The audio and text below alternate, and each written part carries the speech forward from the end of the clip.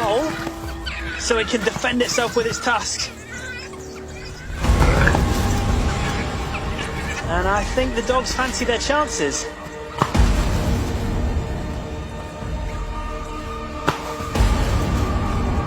Oh man, did you see that? I think a mallee just got whacked.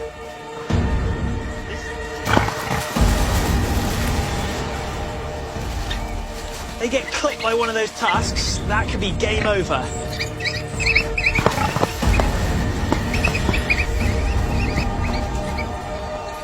They're just trying to wind the warthog up, try and get him to run.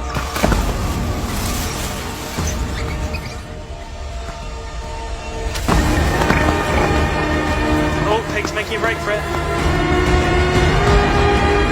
The dogs have already expended a lot of energy.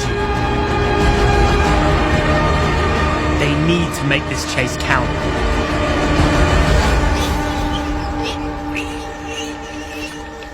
Looks like they might have him. Yeah, they've got him.